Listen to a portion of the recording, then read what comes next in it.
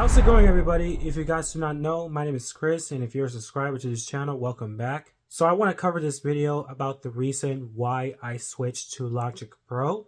I've used Steinberg Nuendo 11 as my main digital audio workstation. Steinberg Nuendo was the ultimate version of Cubase. You know, it's like Pro Tools Ultimate. You remember Pro Tools Ultimate, where it has a lot of features, a lot of advanced stuff. I've used Cubase since 2019 and I was on version 10, then I went to 10.5, and then I went to Nuendo 11. I've went to Nuendo 11 because there was a feature that I really like, which is known as the renderer for Dolby Atmos. There have been Nuendo 11 exclusive features that would have been used for music as well. This is such as Voice Designer, and Voice Designer is really cool, but you can also sidechain Voice Designer as vocoder. As I've heard of Cubase and Nuendo version 13, they already added a new effects plugin called vocoder. Ableton and Logic has that feature, and don't forget FL Studio because FL Studio also has vocoder too. Since Cubase 12 has been released before, Cubase also included the built-in renderer for Dolby Atmos, but Cubase 11 didn't have the renderer for Dolby Atmos, but it was a Nuendo 11 exclusive feature. Before Cubase 12 came out, I have heard about Logic Pro 10.7. I was most of all with Steinberg Nuendo, and I had so much fun with that software. Since I've been hearing most of Logic Pro wasn't interesting to me, but this was since it was an older version. That was before Apple announced Logic Pro version 10.7. And Logic Pro 10.7 has made a major release, which it has caused me to move to that software and just give that a try. And one of the major features that Logic Pro 10.7 has been introduced was the renderer for Dolby Atmos.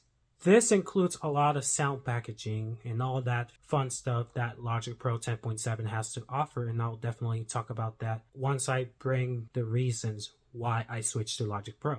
I have done making music in Nuendo 11, which it was a film and orchestral music. However, I wanted to do something else other than orchestral music. I want to make something like pop, Christian, or some modern worship kind of music that I've been hearing. And I've been hearing most of the musicians that have been using a digital audio workstation or a piano rigging software such as Mainstage. You could definitely do this in Steinberg Nuendo, but it doesn't feel efficient as it is with Mainstage. So I'm going to go ahead and go over the reasons why I switched to Logic Pro.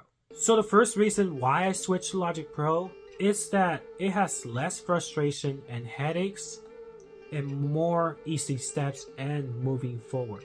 For example, if I wanted to make my song into a Dolby Atmos and I want to release a Dolby Atmos version of the song that I wrote, I can just go to the mix and go to Dolby Atmos or spatial audio. I can just turn that spatial audio feature onto Dolby Atmos.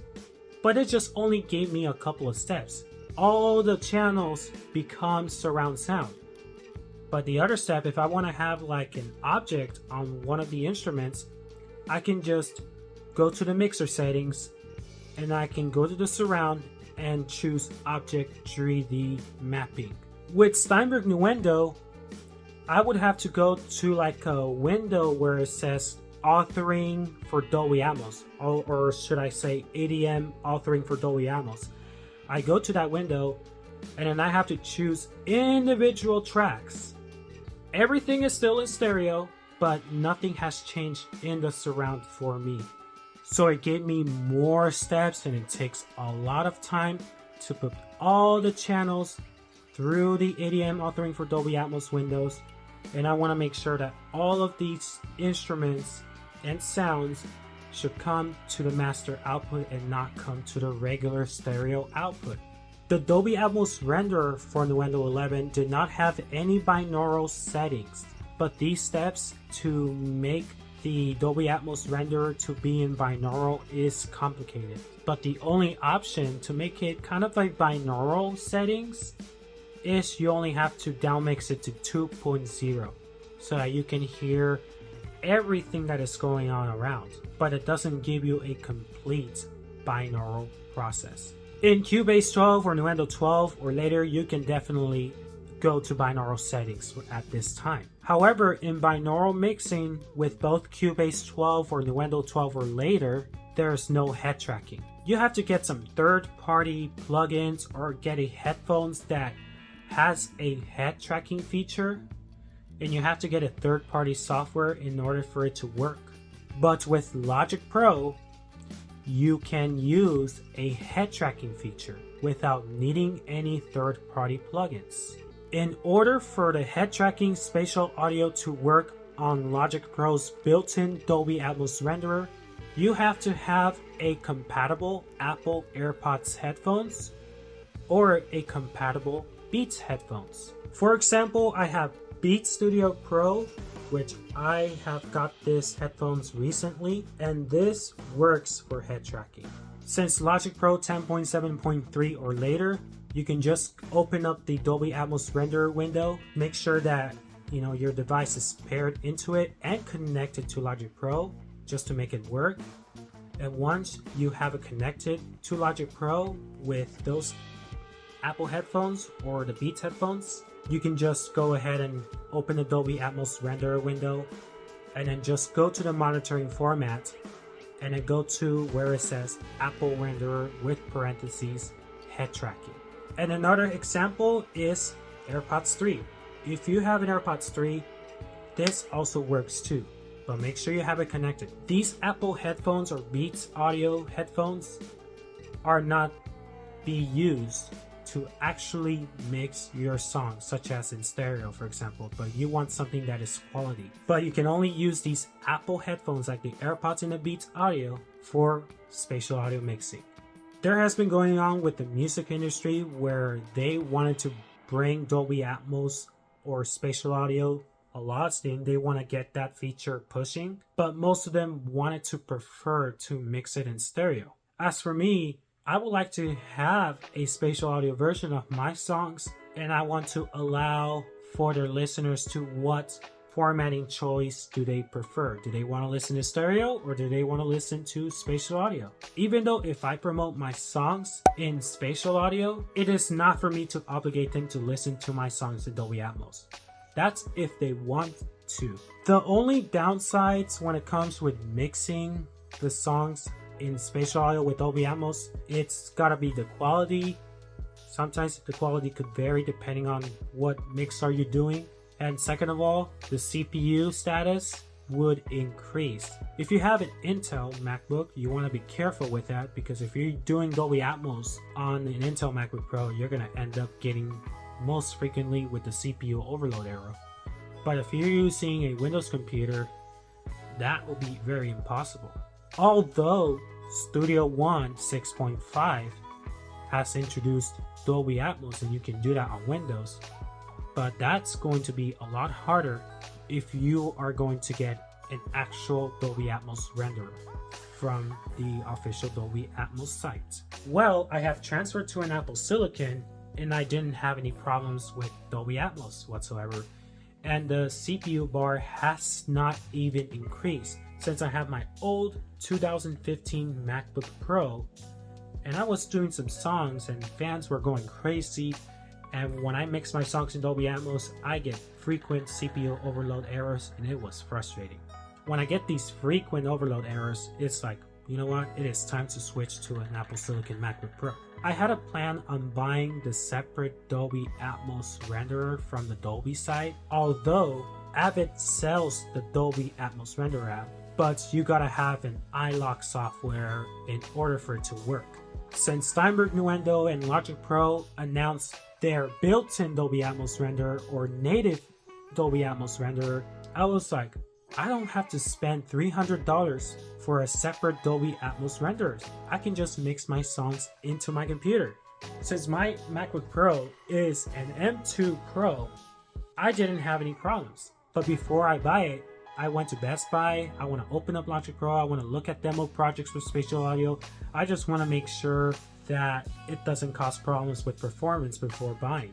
When I was looking at Montero by Lil Nas X, which it was a demo project at Best Buy. I was just opening Logic Pro for that, and I just want to make sure I have the title bar or the status bar to be in full customized so I can see the CPU bar. I was just looking into that spatial audio version of Lil Nas X demo project. The part that I was really impressed about it was the CPU not going at 100, but it was going almost 50% of the CPU status when I was just like playing that song in spatial audio with the Dolby Atmos renderer, and it wasn't even going at 100. The good thing about this is that it just warms a little bit, but fans don't even come out that often. I've never heard any fan noise that is coming from my Apple Silicon MacBook Pro. When I have an Intel MacBook, fans kick in right away and it heats up like crazy. I was like, man, I'm gonna have to wait till the fans go down so I can play this song again or record my songs in Logic Pro. Although with Nuendo 11, I'm gonna get CPU hiccups when I mix these songs in Dolby Atmos renderer, but I was doing it with plugins and all that stuff, but most of all I've been using third-party plugins in Nuendo. But with Logic Pro, I'm using most stock plugins. But in Logic Pro, I had less crashes than Steinberg Nuendo. So Logic Pro 10.7 was kind of like a magnet where I was like being pulled into, and these stock plugins, I would not have to spend a lot of money on buying third-party plugins. And Logic Pro feels more stable and it feels more efficient. Since Logic Pro is made by Apple itself, I will not have so many problems with that software. I had an Asus gaming computer, which I've used that to use it for audio engineering and music writing and doing some film and orchestral music. I was using Cubase, I was using Ableton, I was using FL Studio, and I also used Pro Tools. Oh yeah, with Pro Tools doesn't even have a fit for me. I've used Pro Tools before and it's a lot frustrating and you gotta have a dongle too. But at least I gave it a try with Pro Tools first. But when it comes with the free trial with Steinberg Nuendo and Pro Tools Ultimate or Pro Tools, you have to have a dongle. When I was using Pro Tools, it was lagging and I got frequent crashes with that app. And with Nuendo, it kind of feels a little bit more efficient. And then when I went to Logic Pro with 10.7 coming out, I felt much better. So the second reason why I switched to Logic Pro is because of Mainstage. Mainstage is a keyboard rigging software, and I started using that and playing around since 2021. And I have some musicians who are playing keys with the worship team, and they pull their MacBooks out and they plug their MacBook to their keyboard and they start opening the app Mainstage. And I see that with Mainstage, it's kind of like adding more sounds to it and not just only just playing a piano, but you add some ambience, you add some all these textural effects on it like reverb and all that stuff and shimmer. Mainstage is a game changer, which both Mainstage and Logic have the same sound preset. You can also get more presets outside of the library manager that came from Apple. It is optional for you to download it. There are some websites that they offer these sound presets that sounds like the recording from worship music, or these sounds that would sound more like a professional. And there are 3 websites that I access, and there are one of them that I have downloaded into my MacBook for Mainstage and Logic Pro. So the 3 websites that I've heard of is Sunday Sounds, also known as Sunday Keys. By the way, Sunday Sounds already has introduced their own application on the Mac and iPads. Creative Worship Sounds and That Worship Sound. These 3 websites offers worship sound presets, but you don't have to have a third-party VST or AU plugins. but almost every sound presets that they offer, and they sound professional or sound like a recording, they come from stock plugins. This is one of the biggest game-changing presets that they have with Logic Pro and Mainstage. But when I use Steinberg Nuendo or Cubase, all I've known is that they don't even offer that kind of like worship sound, so I was having trouble to find the sound that really fits into it with worship music. But with Mainstage, I can just use that to play worship songs during the church service, or you can just use that sounds to write your own worship music. If you can just tweak it a little bit, just so you know what really fits into the song. And with these sounds that they offer, I'm really happy with it. You know, it's gonna take a while for me to look at all these sounds that they offer, or I can use one of the Apple's Logic Pro's library sounds that Apple offers with Logic Pro that really fits into the music. And if one of the effects that I really like, I can just save that so that I can use that in future music. But most of all with Logic Pro, I've seen, you know, musicians and production team. But when it comes with Logic Pro and Ableton, I've seen musicians that are using both of those music softwares, but including Mainstage for performance, backing tracks, or mixing the Sunday service. When I mean mixing for Sunday service, it's for the live stream. But for anybody that couldn't be able to make it to service, they can just watch it on YouTube. I've performed my songs with Mainstage before, and I even purchased one of the sound preset packages from Creative Worship Sounds, and I even download some of the song-specific patches. And these song-specific patches sounds almost 100% from the recording, which it is awesome to use. And I really enjoyed using Mainstage, and I really enjoyed using Logic Pro. And this type of progress with making music is much quicker, more efficient, and not needing to take hundreds of steps comparing with Cubase and Nuendo, which I am really proud of myself using Logic Pro and using Mainstage to be able to write music. And don't forget about Logic Pro's takes. You know, when it comes to recording takes, you can even just highlight the ones that are the best ones, because if you messed up in the previous takes and there are some of the parts that are good, you can just like highlight one of those and it will sound like a perfect recording vocal. As of most recently, as of today, here in December 2023, Logic Pro 10.8 already came out, and I am currently using Logic Pro, but I'm not in 10.7 anymore, but I'm on version 10.8.1. And it has more features and more plugins announced, and some of the revamped plugins. But my only downside with plugins is the user interface, which they have never revamped, because I would like to see more plugins being redesigned, just like the pitch correction tool. When 10.8 has announced, I've noticed that. Although I really appreciated using Logic Pro, and I'm going to continue to use that software. So the third reason why I switched to Logic Pro is that I do not need a dongle or an internet access to continue to use the software. Before Steinberg announced the dongle-less activation feature, you have to use one of these guys. This is known as the eLicenser USB key. In order for Nuendo or Cubase to run, you have to have the USB license key plugged in. Unless if you're like on Cubase Artist or Cubase Elements, you have to have an app called eLicenser Control Center, and you gotta have the software eLicenser in there, aka Soft eLicenser, which you do not need a dongle for it. But when it comes with a Pro or Nuendo, you have to have it plugged into your computer. But with Logic Pro, it's kind of like a Pro for me. I don't need an internet access. I don't need a dongle.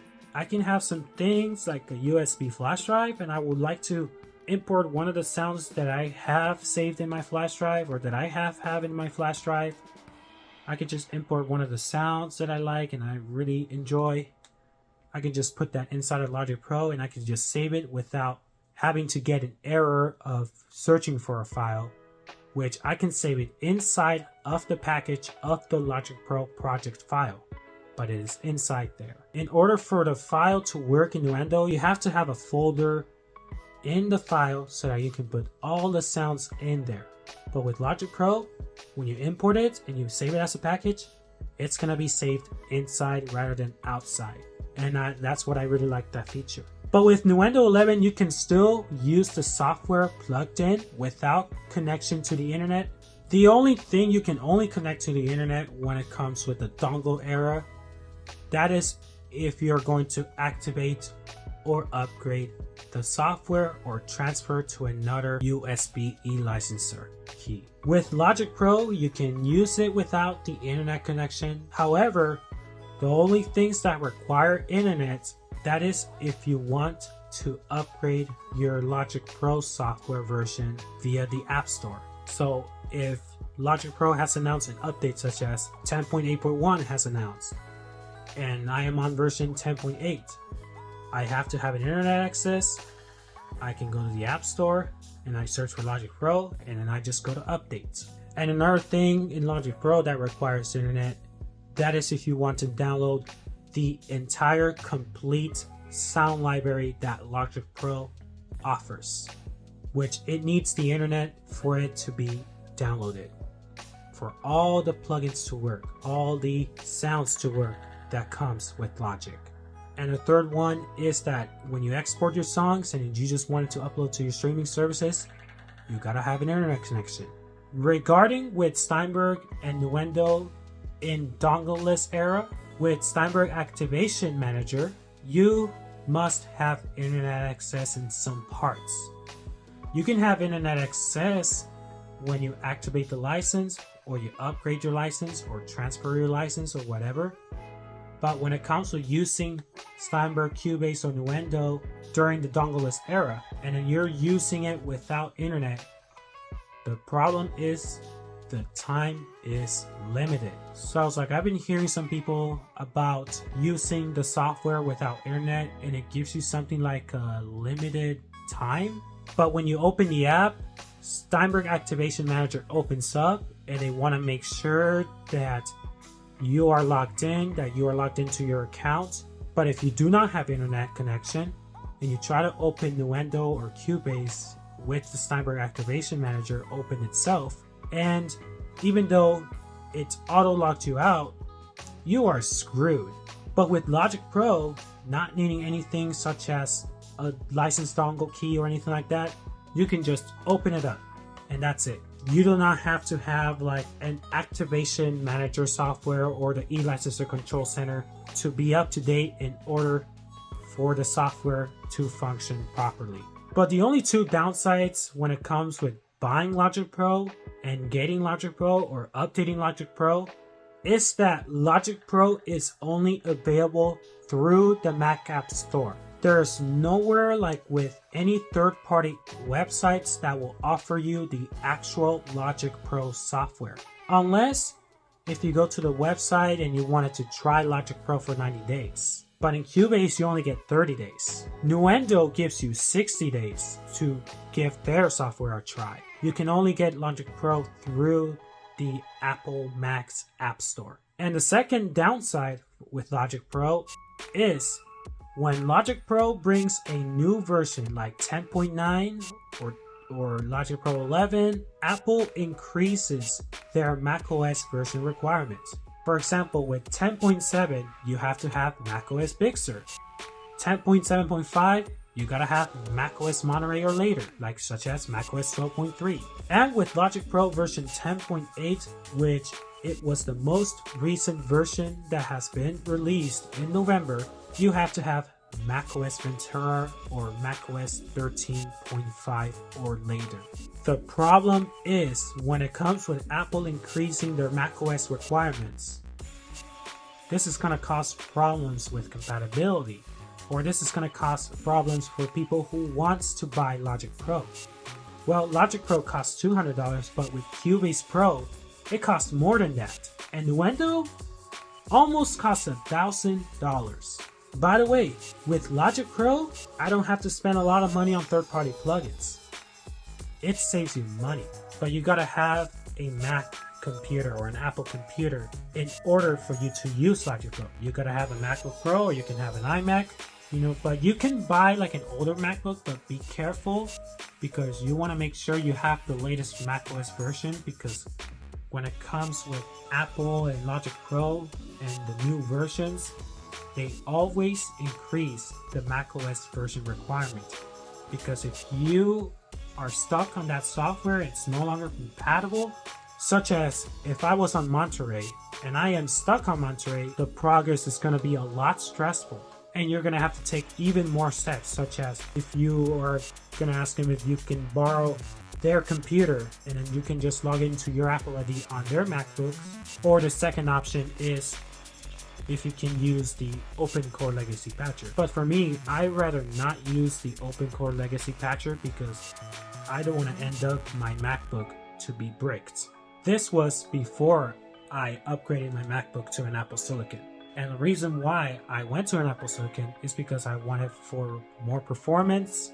And with the Apple Silicons, it can cause less hiccups and frustrations as well.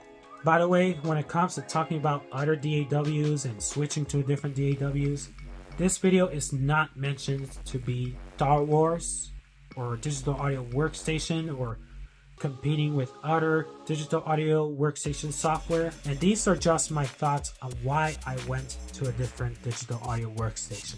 Whatever you feel appreciated of what digital audio workstation you prefer, that is up to you, not up to me.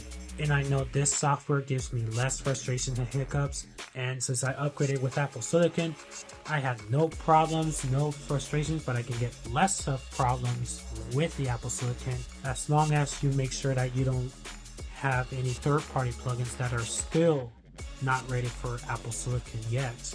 But with Intel, I had more hiccups and frustrations comparing with the Silicon.